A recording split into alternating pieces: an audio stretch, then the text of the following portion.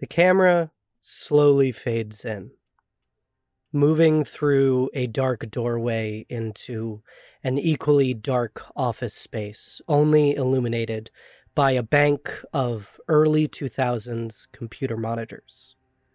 In the center of the room sits a desk, scattered with papers of various documents, folders. It is a surplus of information and a lack of organization. The screens on the wall, data flies across them, blurry documents, not quite able to see, strange glyphs and figures dance along it, sending our imaginations wild and ever closer to that brink of insanity.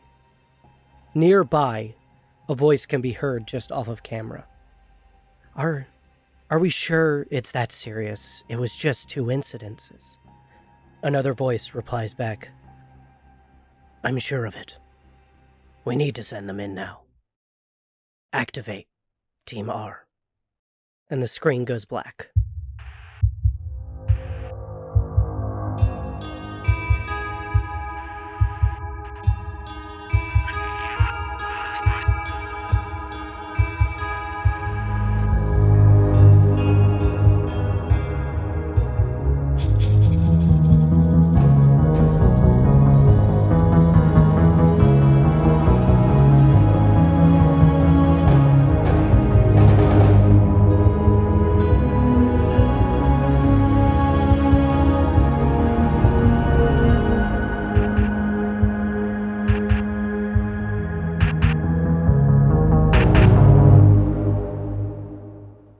The camera comes up again suddenly. It is a bright, sunny day overlooking the city of Chicago. We know that because in the bottom third, we see it suddenly come up. Chicago, outskirts. There, the camera comes down to a diner scene where we see a man enter into that diner. It is busy with people. It is a popular spot on a Saturday. Casey, could you please describe your character? Sitting down at one of the booths by himself with a cooling cup of coffee at his side and a pencil in between his fingers and with the eraser in his mouth is a heavier set man. And while he doesn't look like he's in the most shape, underneath a small amount of pudge is just raw muscle. He has a short military cut and is wearing a brown leather jacket. He's sitting over a newspaper. This man comes into this diner every day for lunch, getting himself a cup of coffee. What kind of sandwich? He's got a Reuben. A Reuben, and he does the crossword every day. And as the camera settles in on him, a waiter off-screen pouring him another cup before moving on to the next people, we see him notice something, and he says out loud, 23 down, Toblerone. Huh.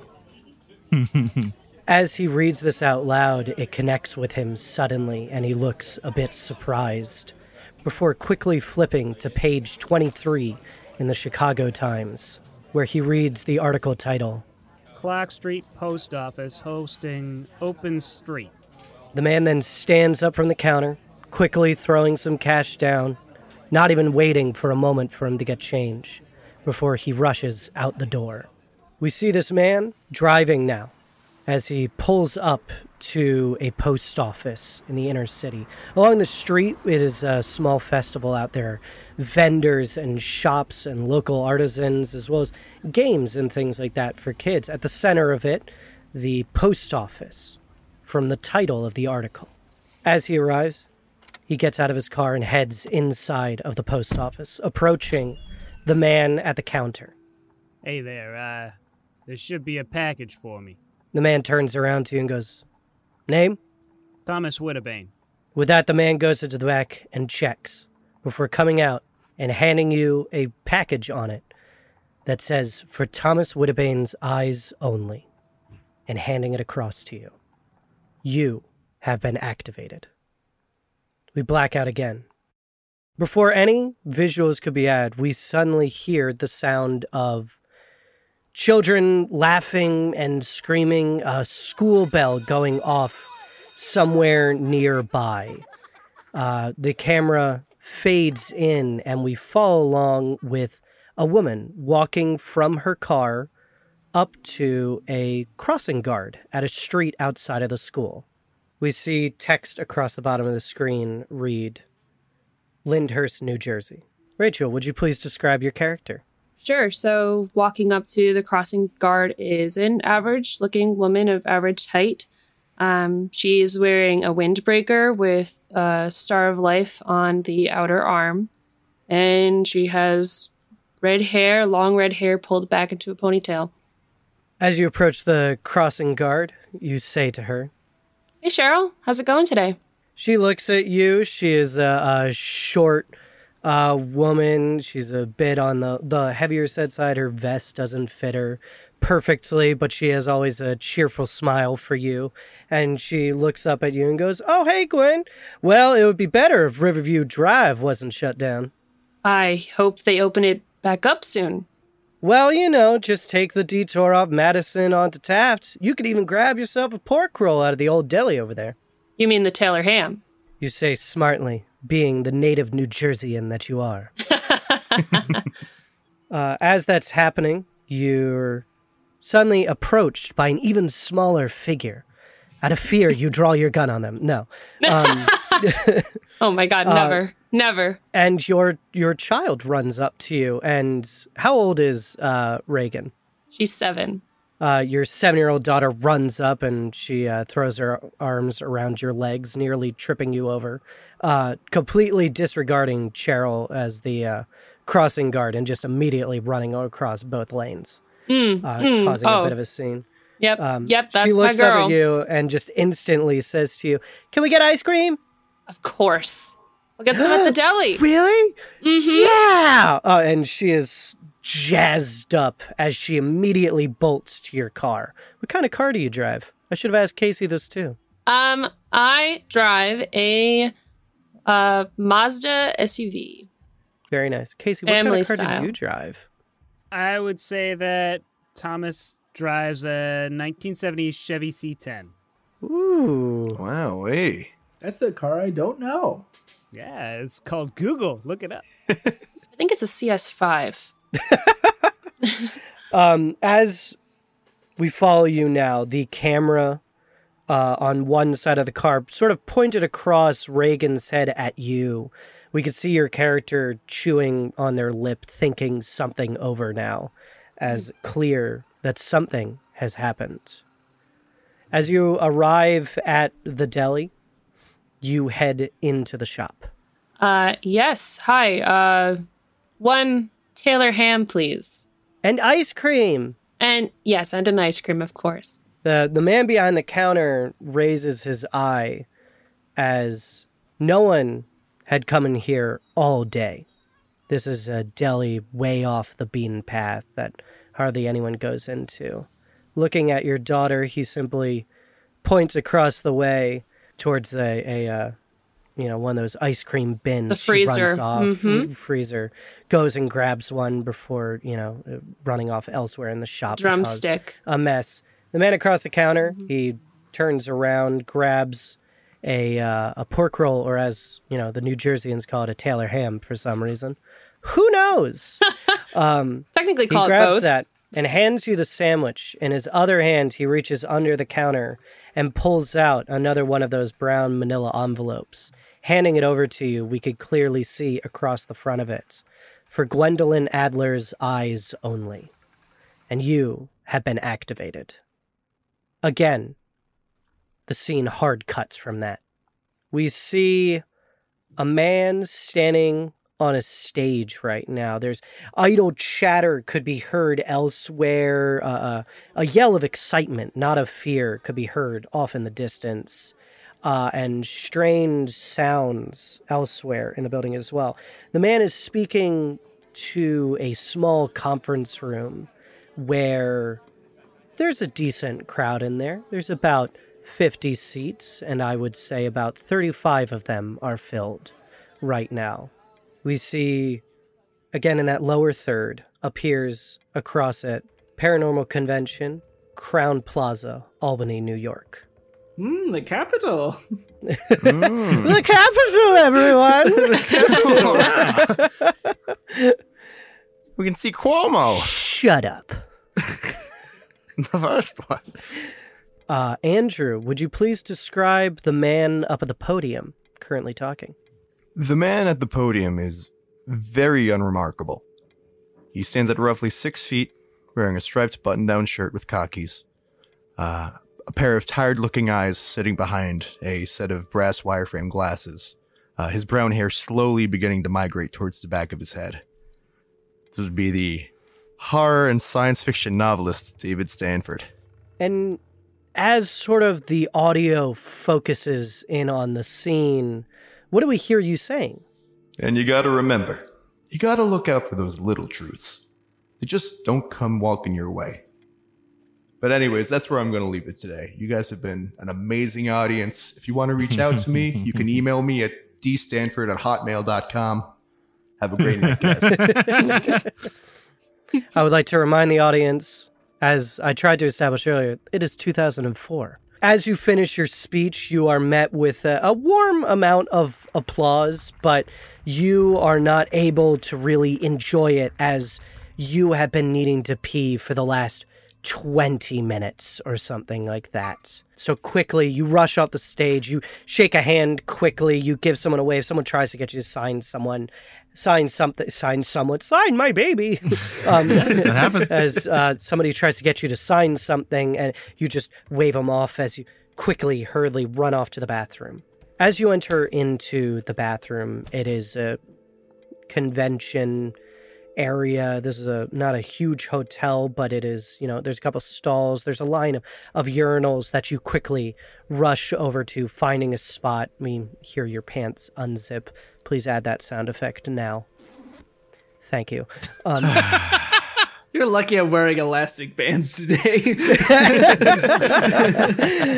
You feel a presence directly next to you. The bathroom is completely empty, and none of the other urinals are taken when a man suddenly decides to use the one directly next to you. Oh, so nice. An unimposing man. He has a surprisingly square head and square shoulders, but otherwise is just dressed in flannels and khakis, and it doesn't, very unassuming. The man turns to you and simply says, "Hey, ain't you that author, Dave Stanford?"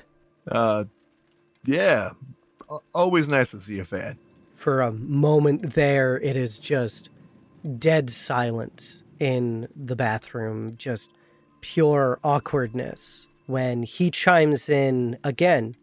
I gotta say, my favorite was always Watchers on the Hill. Oh. Someone's always got to keep an eye out.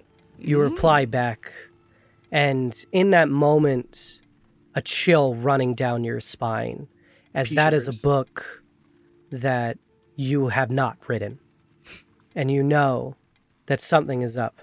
He replies back before you could say anything more, though. "Oh yeah, that whole part about the bookstore maze, chilling, man. Great stuff. Hey, sorry, I'm just a big fan. Look, you have a good day, sir." He zips back up. Thank you. Before exiting the stall again. As you stand there in the quietness of the bathroom, we just see your head drop slightly. It cuts to you in your car. What car do you drive? I drive a mint green, mid-90s Ford Taurus. Nice. Oh, Okay. Great car. As you arrive to your hometown of Catskill, New York, a small town in the middle of nowhere, basically. There's only one bookstore in town. As you head inside, the bell chimes, and the local clerk who knows you gives you just a friendly wave, but doesn't say anything more as they go back to reshelving books. You head down a set of spiral stairs into their used book section, scanning for your own novels. As you head towards the back, you finally find them. Pulling out a book, you flip it open. Inside is one of those manila envelopes. On the front of it, reading, for Dave Stanford's eyes only. And you have been activated. It makes way more sense that it's a book he didn't write, because I was going to say it's huge shade to just be like his least popular book. That, like, Yeah. No one would ever actually compliment you on. Honestly, part of me when we were originally writing that was like, maybe it's just a dude who compliments your book. Just flat out. Just like flat out, no one would ever say that to you. No, So much. and again, it blacks out. We come up again to a gorgeous vista of white snow, mountain peaks, and pine forest. The lower third reads Glacier National Park, Montana. We settle in on a cabin with a radio antenna sticking out the top of it. This building separated from another series of lodges. Nearby, we see a sign for the National Park Service. As the camera settles in, we see a figure hunched over a table right now, with a series of radio equipment strewn out in front of them. Jonas, please describe your character. She is 31, young woman, got sort of bronze skin, but like it's not, she stays inside a lot. It's not very even. Dark brown hair that's currently loose, but kind of curled up into like ready to be in pigtails, wiry build, and these extremely gaudy and humongous orange and seafoam headphones. Oh, very cool. And a worn, very well-loved purple hoodie. Oh, very nice. And your workspace, is it tidy or cluttered? It is cluttered in that way that, like, it makes sense through the eyes of madness. Like, she knows where everything is and how it all connects, but you walk in there and it's a total mess. Okay, I like that. This disorganization is organization to you. There is a thought and rhyme to the way things are set up here. You are currently working on some unknown project, notebooks in front of you with different frequencies written throughout them as you check different channels. Off in the distance, we can hear chatter from several Park Service rangers talking to each other, but it is mulled out in the background when suddenly one of your radios, an older looking one that has just been quiet static the whole time, crackles to life out of nowhere. And you hear an advertisement suddenly go, "It's time to brush your teeth with Toothy Tommy. It's Toothy Tommy. Come on, kids, and get your mommy, for it's time to brush. It fades out as you suddenly say. Instantly, expression darkens, goes, shit, toothpaste. I start scanning through one of my code books. FM. Okay, 99.9. And I turn the dial. As you crank over, it crackles on to another advertisement. Again, this one, as with the last one, sounding like it was straight from like the 1930s, 1950s. As you just hear a woman going, "Why I love my Herman's vacuum. It's the only vac on the market with a detachable hose and easy-to-clean filters. My husband just loves how clean the house is after we..." Cuts off again as you rifle through your book.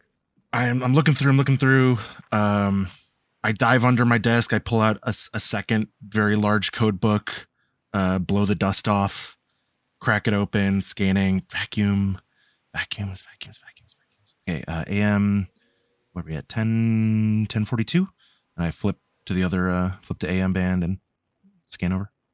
Another advertisement crackles to life. Again, that old worldly static kind of playing over it there, those pops and hisses.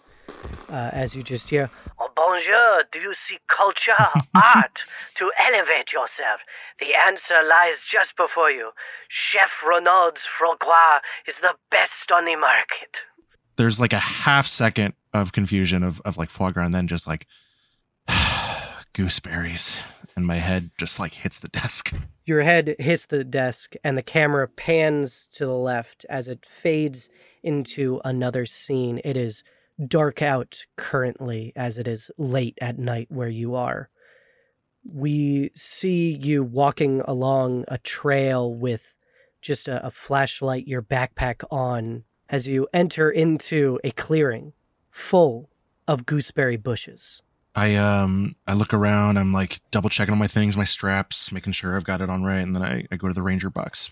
There's a ranger box sitting near the edge of that, off the trail, so people can't just find it readily, but the rangers know where it is. You open up that ranger box and it's full of usual supplies, a few flares, a map, some granola bars. You dig around a little bit and a panel on the side of it you push in, and an envelope slides out of it. Again, dark brown manila.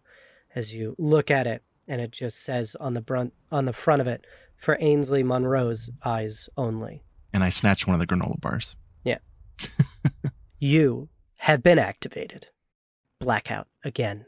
We hear a seagull before anything else happens, and then the text in the bottom third reads, Havana, Cuba. The scene opens out on Havana, old world cement buildings, a turquoise water lapping over a gravel and white sand beach, lines of fishing boats along a harbor. As the camera settles in to an incredibly small apartment with no central AC to it. Window open so the camera can pass straight into it. Seth, please describe your character. Sitting at a really dejected table is a sweaty, tan man with black hair, a receding hairline, very prominent, a shabby beard. He has sunglasses that fade from the top. It's like a top gradient. He's got a fedora on, like a straw fedora. He's got a pink floral Hawaiian shirt and sandals and shorts. He looks like he has some sort of athletic build, but it's not very toned. It is just about that time of day, though, where you head to the corner store that you stop by in every day.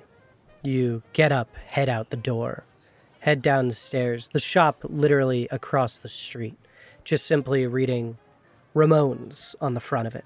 You head inside and approach the counter. You see a Cuban man there with leathery tan skin from years of being out in the sun. He wears a jersey of some kind over and is sitting watching a television. As you enter in, he looks over at you. I have not workshopped this voice at all. We're gonna learn today, baby. Hit us with it. You have till next session at least to change it. And then it's permanent. Hey, Ramon, do you have my smokes? Good. Good. Oh, it's beautiful. Oh my It's God. beautiful. He replies back instantly, Hola, Red. The usual Reds? Reds till I'm dead, Ramon. He chuckles and hands them across to you. You pay him, and you head outside into the alleyway between this building and the next. Opening up the pack, you carefully count 1, 2, 3. 3, 4. As you pull out the fourth cigarette from the top left, you light it, making sure no one else is around to see it. We see a close-up of just your eyes, where we expect to see a dull red glow from the cigarette in the dark alley. But instead, we just see a greenish glow light your face, as the cigarette glows green on the end of it. Ooh. Excuse me? Quickly, you flick the cigarette to the ground and flip the carton over, looking at the serial number. 2304818, negative 82.58822. That's shit. As you read out the coordinates, you know what you have to do. We cut to you driving along the coast, heading out towards the ocean. What are you driving? I am not driving anything. I am taking a taxi. Oh, I love it. You're in this old, the classic yellow and checkered taxi there. The driver of the cab playing some music way too loudly as you coast along, every window down, blowing into your short, receding hairline. We cut again to a shot underwater, a coral reef, as we see you dive in head first, swimming down to the bottom of the water. You move a rock and reach into a crevasse where you pull out a clear plastic bag, sealed at the top. Inside, we could just faintly make out the words across a manila envelope that read, "For Red's eyes only." And you have been activated. Damn. But it just comes out as bubbles. Oh, yeah. Welcome back, everybody, to the Jester's Court. I am Sky Swanson, your handler, and thank you for being patient with us as we got through those activations for the game Delta Green, baby. Woo! I am so excited to be joined by everyone here. Why don't we do real fast introductions again, just so everybody knows who everybody's playing right now. Mr. Casey Reardon. Yeah, I'm playing Thomas Whittibane. Go Cubs. Mr. Seth Coveyou. I'm playing Red. And his name's Red. Miss Rachel Kordell. Playing Gwen Adler. That's me. I've been saying Mr. and Mrs. Jonas, what would you like to say? What should I say for you? How about the Resplendent? There we go. I like it. The Resplendent Jonas Tintenseher. Ainsley Henderson Munroe, 15, 14, 1, 9, 18. Oh, gosh. What is that code? Oh, my No. God. Are you doing a cipher or something? You know what? I'm going to do ciphers. We're What going to is the get... code? Oh. Have fun. Y2J. And finally, Mr. Andrew Frost. Hi, I'll be playing David Stanford, writer, Hugo Award nominee. It's good to be here. Here you go, winner. That's so funny. No, nominee. It didn't win. I feel bad. I don't have a voice. Oh, you're fine. All right. So, for those of you listening right now, we are going to be playing a fantastic system called Delta Green, which was originally based on another system called Call of Cthulhu. This is a D100 system, meaning that you roll a D100 and you try and roll under that number unless you are rolling for something specific. In this world, Cthulian mythos, the cosmic horrors, the supernatural, they all exist in secret. A government organization by the name of Delta Green, the game's namesake, was created in order to combat, recover, and repress these threats to the everyday citizen. Our players are members of Delta Green. Now, there are no permanent recruits to Delta Green. All of these people have their own lives, their own bonds, their own professions that we will see unfold throughout this short series. I am so excited for this, guys. I love Delta Green. It is super, super fun. Delta Green itself is like one of those super secret shadow government organizations and is just so cool. I mean, who doesn't love a shadow government, you know? Yeah, the deep state. Who doesn't? Yeah, Who doesn't? the deep state. Who doesn't love a shadow government? We all love a shadow government. Cognito Inc. Yeah. Oh, yeah. The NWO, you got Kevin Nash in there, Hulk Hogan. Yeah. We open now to the back of a commercial airline. Individually, when you all had opened up your envelopes, contained within them were a series of plane tickets and short instructions. The instructions simply telling you to get on the planes during the designated times, and on your flight to Alaska to please enjoy the in-flight entertainment. Oh. Uh-huh. We now see the back of this commercial airliner, where it is 2 seats on the left, 3 seats on the right. You all in the very back of the plane. This plane heading to Anchorage, Alaska. It is currently December 8th for all of you. But for no one else, it's not December 8th? No. For no one else. Oh, For no one Jesus. else Time on this gets weird, plane. I man. need to make sure. They're still on like Yeah. a Julian That's calendar. the first mystery. Why is it always December 8th for us? For everyone else, it's Christmas. You've all been trapped in a time loop. We start out Chicago. Bears. The plane is very sparsely populated. Besides you 5, there's only maybe 10 other people on this airline right now. You know, it's a decently sized plane, but really, who's going to Alaska in the dead of winter? On the back of the headrest in front of you are little movie monitors. Right now, what's a 2004? Or actually, no, they always get movies that are out of date. What's a 2002 movie? Ooh. Scooby-Doo the movie. Oh. Yeah. Scooby-Doo the movie is playing on the back of them. All of you watching, maybe confused, maybe. You know what I want to do real fast? This is one of my favorite things to do while DMing. I want to go around and I want to get everyone's like internal thoughts. Keep them, you know, as short or as long as you want real fast. But like, what is your character thinking in this moment? And if you want to use this as a moment to give yourself a little bit of background as well, feel free. Thomas Whittibane. Yeah, I think I'm just, I think interested, I guess is the proper word. I've heard about Delta Green. I've been approached by them before, and didn't really know what was gonna be happening. So Alaska's neat, I guess. I think I've been there once. Well, I was planning on going there once, but that didn't end up happening for specific reasons. And now I'm thinking about that shit. You know what? Let's move on. Receiver. Receiver has a tape recorder and a little portable microphone, and is recording into a cassette tape, just like a rundown of like, here's what's happened, here's who's on the mission, we're taking this flight, we're at these coordinates. No classified information, obviously. So not a lot of names, not a lot of details, but like recording a record for Delta Green purposes for archives later. And she is also incredibly nervous. She's like constantly playing with the strings on her hoodie.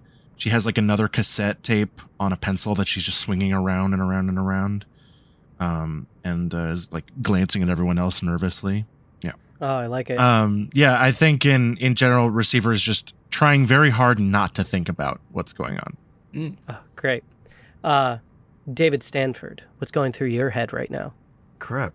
Did I wire my alimony payments this month? Oh. I really hope this doesn't take too long, because Ben's birthday is next week, too. I really should go to that. Can't believe the kid's 14 already. Ugh. Oh. Well, you probably won't have to worry about that too much, because this is an incredibly deadly system.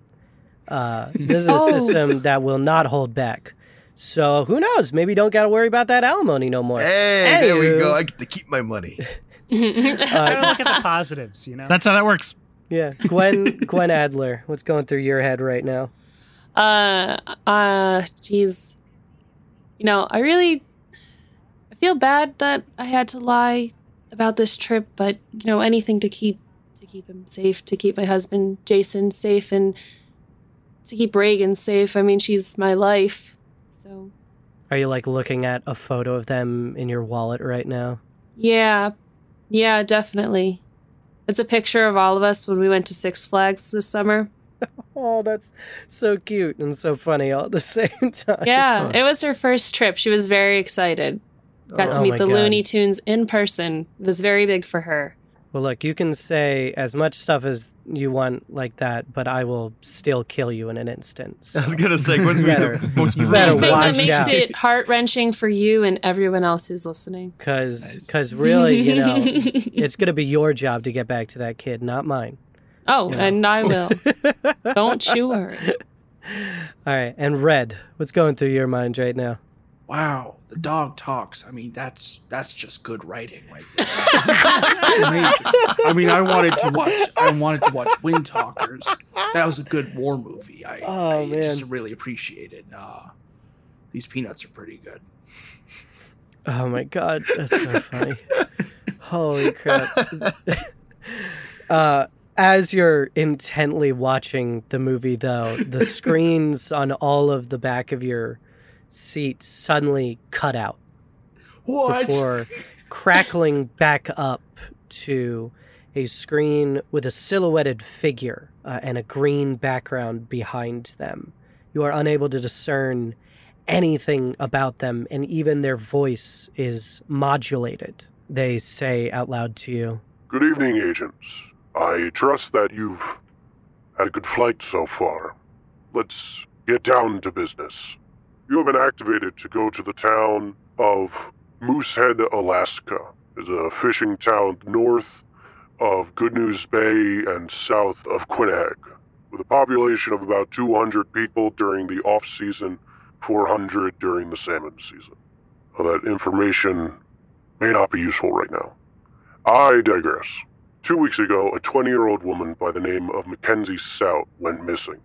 48 hours later, her body was discovered by one Barbara Wells near the outside of town, with cuts all along her body. Her death was declared to be caused by wild animals and deemed a tragedy by the town. However, earlier this day, a second body was discovered. A 31-year-old man by the name of Jacob Smith was discovered ripped in half. The two halves of his body found to be almost 200 feet apart from each other, some of the markings matching that of Mackenzie. Right now, local police are handling the investigation and have roped off the area, trying to keep local witnesses from seeing it, but it's only a matter of time before people see this tragedy. Now, we are getting you there as quick as we can. Right now, you will fly into Anchorage, Alaska. You will take a prop plane to Good News Bay, where a car will be waiting for you to take you in to Moosehead, Alaska. Now, I'm sure you have a lot of questions, but with something this last minute, we don't have a lot of information. You have been given cover stories and fake credentials using your actual names as EPA agents. Inside of each of your folders was a secondary envelope. Within that was all of these details that are being reiterated right now, as well as a badge with proper numbers, your photo ID, and names on them. Though not your actual names, instead they just simply say your code names on them, starting with the word agent. So why don't we go around and everybody can introduce their code names real fast. Casey. It would be Rhino. Agent Rhino. Jonas, we already know yours. Agent Receiver. Seth. Come back to me. I only came up with Red.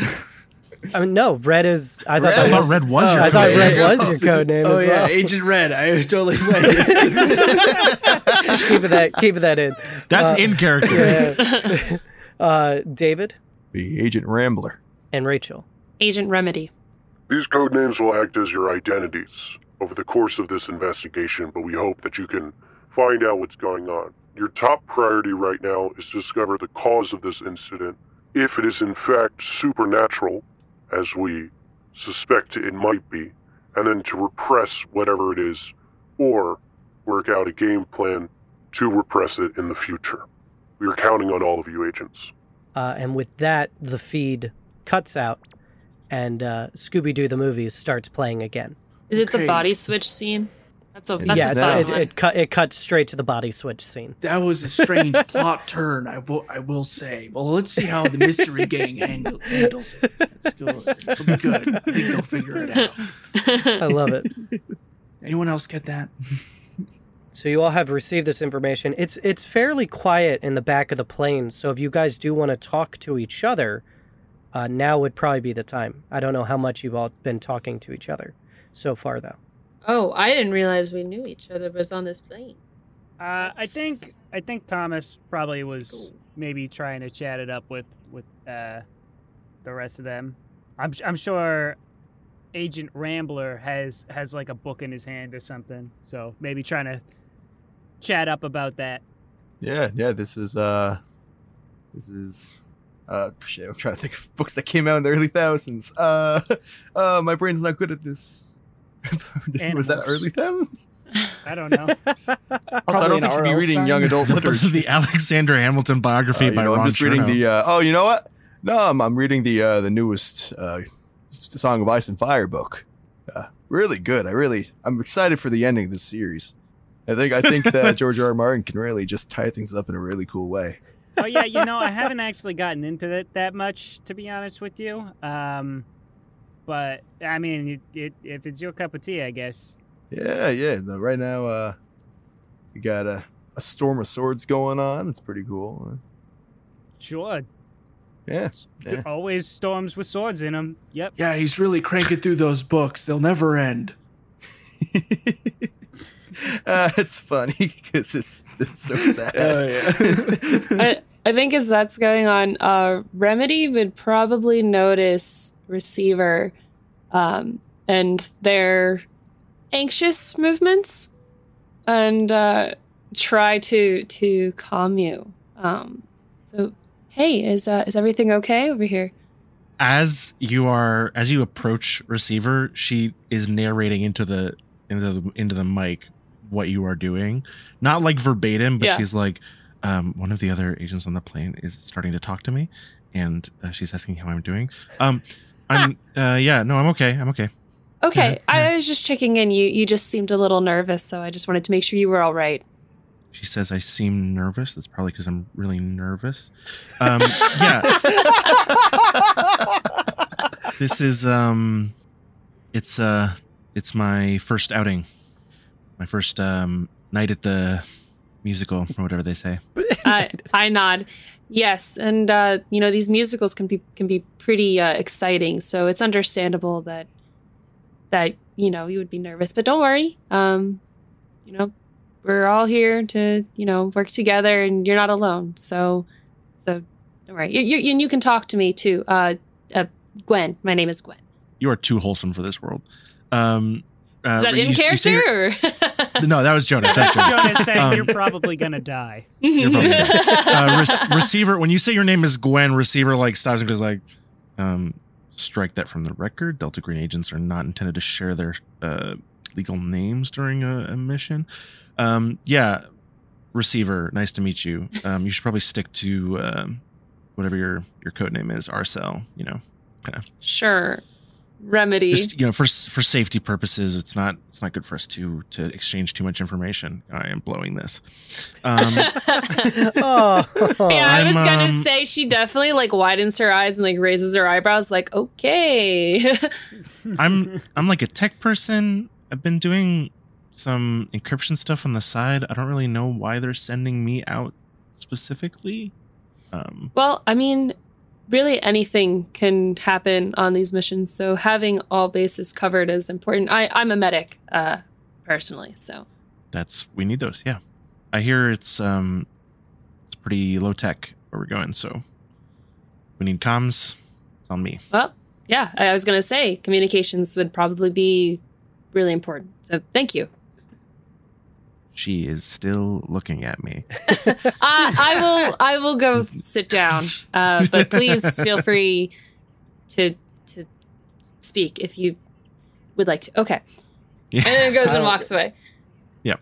And as you walk away, you get back in your seat. The plane starts its descent down towards Anchorage, Alaska, where you will hop onto a secondary plane to then get into a truck to get to your final destination thereafter. I don't like that we're being taken to a secondary location, and I also don't like that secondary location is our final destination. Yeah. No, the secondary location is a truck. Oh, no. So, it's fine. You land along the bottom of the screen, we see words pop up again. Good News Bay, Alaska, and this time we get a time of day, 12:30. You know that it is about a 2-hour drive north. Right now, the sun in Alaska, because you are so far north and because you are near the Arctic Circle, as well as close to the summer solstice, the sun looks like a sunset constantly. It rides along the bottom of the sky for only about 5 hours of the day at this point, from about 10 a.m. to 3:30. You arrive in a small airstrip. It looks abandoned almost, other than you see there are snowplow trucks as well as salting machines ready to treat the ice. Wind kicks up along it, throwing huge gusts of snow into the air as the small prop plane comes in for an incredibly bumpy landing. The pilot paid well to fly this time of year in these sorts of conditions. At the end of the tarmac sits a red 1992 Toyota pickup with 5 seats in it for each of you. Who's driving the car? I guess does anyone else professions include? It's fine. I got it. No, you already did this before. Casey did it before. Listen, man, if you want to take the wheel, be my guest. But just so you know, these roads can be pretty slick up here. You know, I don't know where you're from or anything like that, but if you're from somewhere down south, I know that you guys don't get a lot of snow down there. I'm from everywhere. No. I beg to differ. I mean, I'm upstate New York, but we get a good amount of snow on those roads. I'm all right with it, but I'm a man with no home. All right. That's unfortunate. Sorry, that took me off guard. My home got taken. I do driving as part of what I do for a living. So. Yeah, I think you'd be all right then. Sure. Like I said, I don't really care. Okay. No, I just whoever's comfortable driving, I just know that I am. So. And once again, receiver is already in the front seat. I've never driven a Is car receiver a day in driving? my life. Receiver, just as people are talking about it, receiver gets into the front seat. If you don't mind, I'll sit in the bed. You will freeze to death if you do that. It's like Sub-Zero. All right, I guess I'll freeze to death. We're done. What? That's New a wrap character. on Rhino. We're all in really bulky, heavy weather gear, Yeah, right? you So all we are can't even in- see each other's faces right now. I think you underestimate Illinois. Did I pack enough socks? I mean, yeah, if you wanna sit in the bed of the. I'll sit shoddy. All right, you all load up into the pickup truck. It's a bit snug in the back. You load up whatever equipment or bags that you have packed along into the trunk of the, into the bed of the truck, throwing a plastic topper over it to keep it away from the snow. You start to head north now towards Moosehead, which is a town along the coast touching along the Bering Sea. This town that we are using for this setting is based on a real-life Alaskan town, which I find fascinating, called Whittier, Alaska. This is a town where they basically have one building in it where I think it's like 80% of the population lives there. It's like a huge apartment complex. It's crazy. But the really cool part of the town is that it is a coastal city that has mountains running along one side of it, basically locking it into that bay. And the only ways to get into the town are either by boat, but during this year that's nearly impossible, by plane, again, during this time of the year, nearly impossible, or by a 2.6 mile long tunnel under a mountain that is single lane. Really hope nothing happens to that tunnel. As foreboding you the head slightest. north, you drive for, an hour and a half, almost an hour and 45 minutes. The mountains in front of you growing closer and closer. They gray along the signs, capped in a beautiful white cap. And as you approach the base of it, you see the entrance to the tunnel. Tall enough for a train to fit through it as rail tracks glide into it from an old rail system that isn't used anymore, now just cars going through.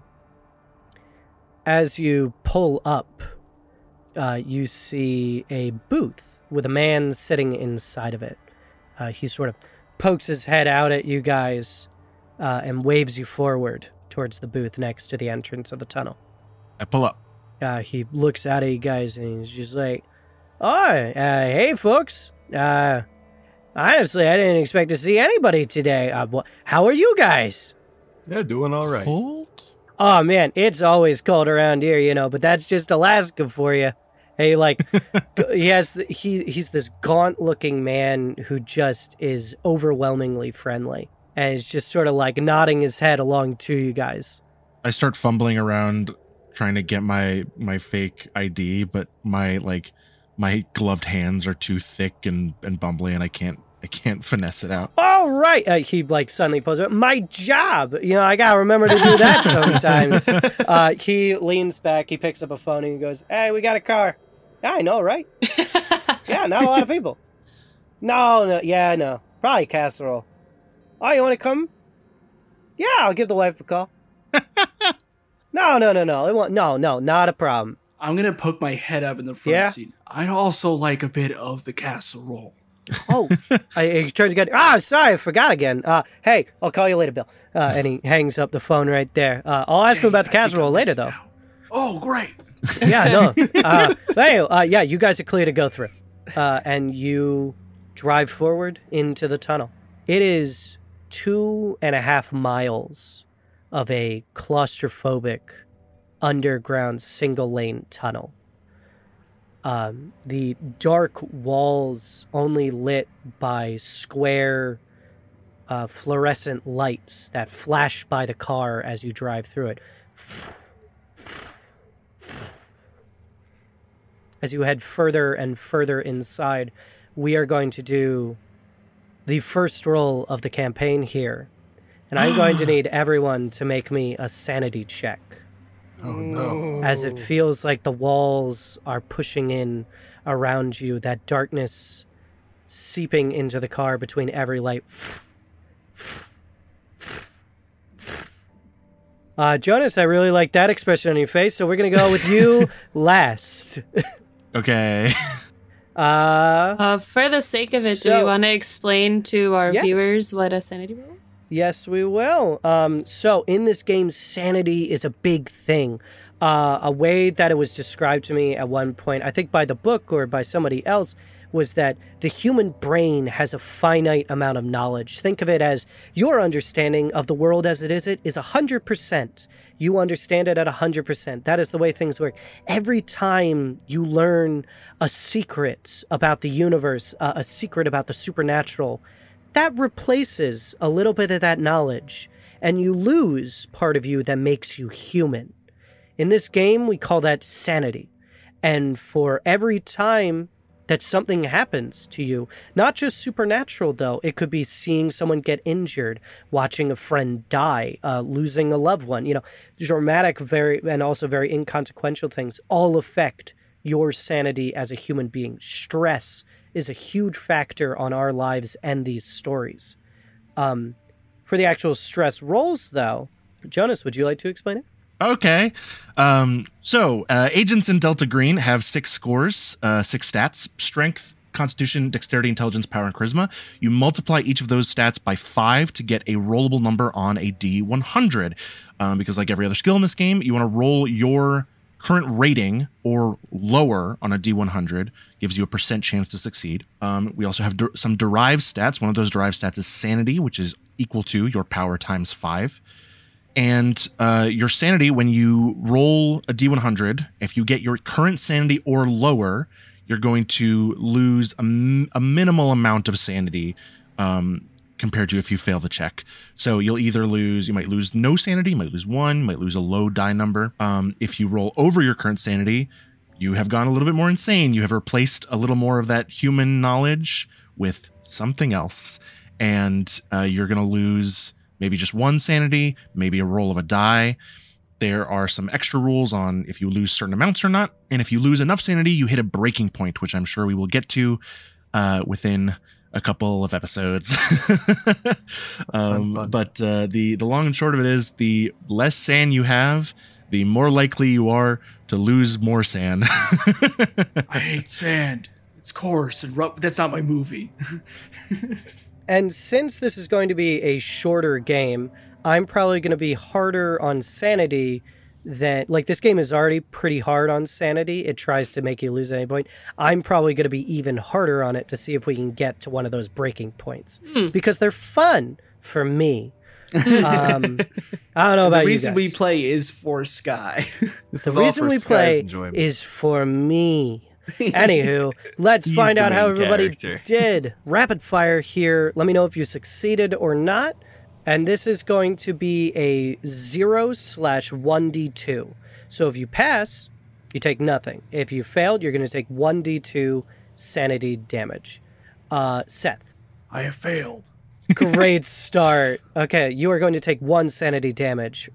Andrew. Second time's the charm. Fail. Yeah, come on. 2. 2 sanity damage. Awesome. Great. Rachel. Pass. 0 sanity damage. Woo!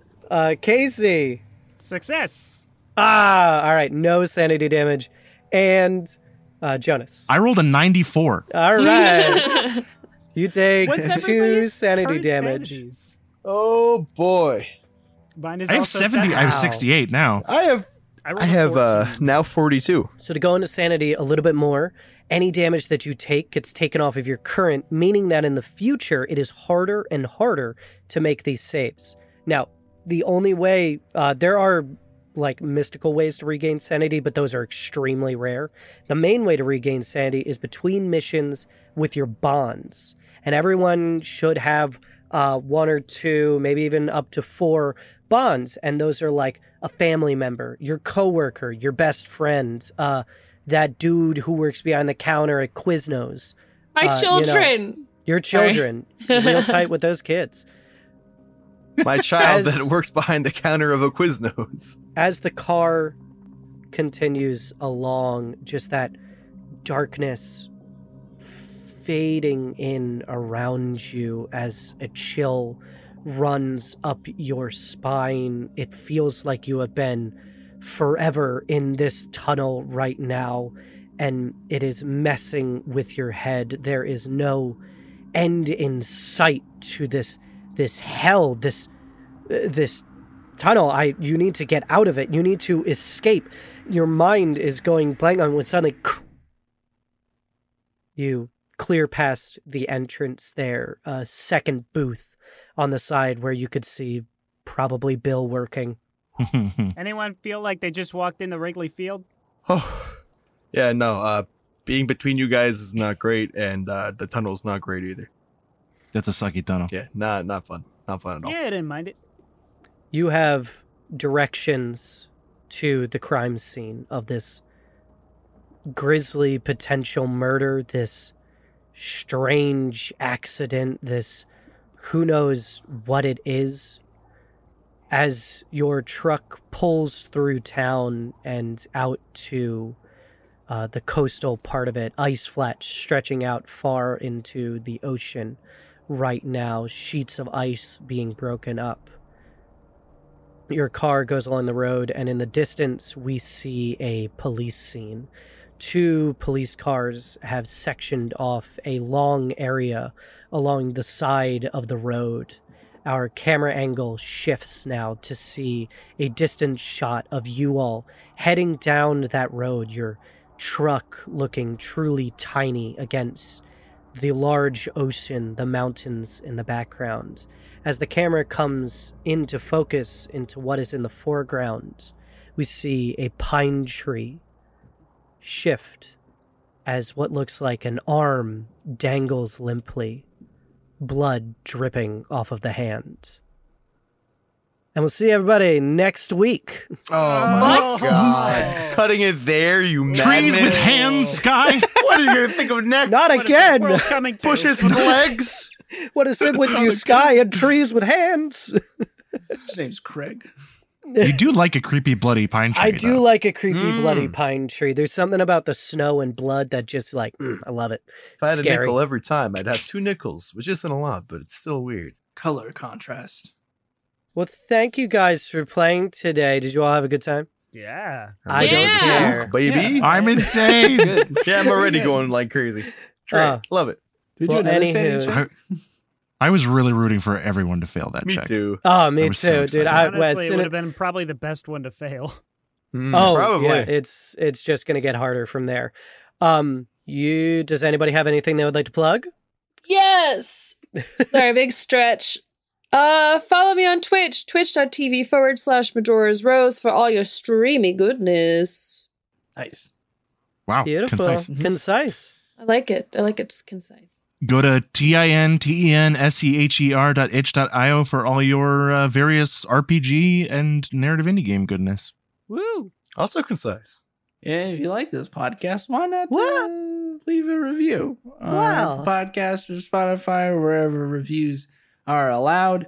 Or you could follow us on social media at rpgesters on Facebook, Twitter, and Instagram, or rpgesters@gmail.com. If you got an email, you can email us. You could write a letter. You use your Hotmail. But make Your sure you write the AOL.com letter on account. your computer because we don't have a P.O. box. Fabulous. Yeah, and if you leave a good enough review, maybe we'll probably shout you out. But it's got to be good enough. No, you could leave a subpar review, and I'll read that out loud. And Leave us I'll a take one that to heart. star. Yeah. Leave us a 1-star With enough- review. We'll and come back read it strong. crying. Reviews, enough 5-star reviews, and we'll duct tape Sky's mouth shut. Ooh, that's exciting. Road Case trip. is already just- That way tired you of can not being leave the DM. whatever reviews you want. Yeah, you can leave But whatever. you gotta get those 5 stars in first. I've never been okay with the quid pro quo system. Like, you want to leave a review, you want to say something, I'll shout your name out. I don't care. We're Just honest ask- No here. but We're there. I friends, thought there was gonna be a right? but.